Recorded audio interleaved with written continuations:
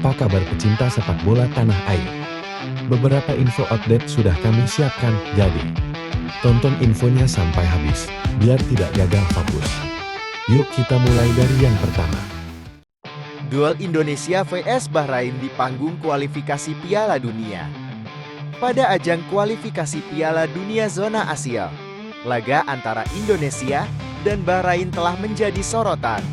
Kedua tim memiliki cerita dan tantangan masing-masing, yang membuat pertandingan ini begitu menarik untuk disimak. Indonesia, yang tengah mempersiapkan skuad terbaiknya, harus waspada terhadap berbagai faktor eksternal saat meladeni Bahrain.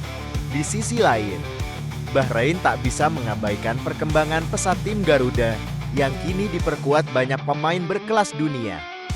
Faktor lain yang perlu diantisipasi pemain Indonesia saat melawan Bahrain. Ketika berhadapan dengan Bahrain, para pemain Indonesia harus siap menghadapi lebih dari sekadar strategi di lapangan. Ada beberapa faktor non-teknis yang perlu diwaspadai agar tetap fokus dan tidak terpengaruh oleh hal-hal di luar kendali. 1. Laser saat pertandingan. Salah satu kejadian yang tak boleh diabaikan adalah kemungkinan gangguan dari supporter lawan, seperti insiden yang menimpa tim Jepang saat melawan Bahrain. Saat striker Jepang, Ayase Ueda, bersiap melakukan tendangan penalti di menit ke-37, sorotan laser berwarna hijau diarahkan ke wajahnya. Hal ini jelas berpotensi merusak konsentrasi dan psikologi pemain, dan Indonesia harus bersiap menghadapi trik serupa. 2. Niat licik yang terorganisir. Gangguan yang lebih besar dari sekadar laser adalah strategi yang mungkin terorganisir dengan baik oleh pihak tertentu untuk mengganggu mental para pemain Indonesia. Pengalaman buruk tim-tim Asia Timur dan Asia Tenggara lainnya ketika melawan Bahrain bisa menjadi pelajaran berharga. Niat licik semacam ini perlu diantisipasi dengan menjaga fokus dan menegakkan mentalitas yang kuat di seluruh lini. 3. Ulah licik supporter Bahrain. Supporter Bahrain terkenal cukup vokal dan tak segan-segan menggunakan cara-cara licik untuk membantu tim mereka. Pemain Indonesia harus tetap tenang di bawah tekanan besar dari supporter lawan yang bisa menggunakan berbagai trik. Mulai dari teriakan intimidatif hingga sorotan laser yang bisa mengganggu pandangan dan konsentrasi pemain. 4. Pengalaman buruk masa lalu. Pertemuan sebelumnya antara Indonesia dan Bahrain tak selalu berjalan mulus. Kenangan buruk dari kekalahan di masa lalu bisa membayani para pemain. Tetapi kali ini Indonesia hadir dengan skuad yang lebih matang dan kuat. Pengalaman tersebut harus dijadikan motivasi untuk membalikan keadaan. Bahrain cemas saat bersua Indonesia. Di sisi lain, Bahrain juga memiliki kekhawatiran tersendiri ketika harus berhadapan dengan timnas Indonesia. Meskipun pernah memandang remeh permainan Garuda, kini situasinya telah berubah drastis. 1.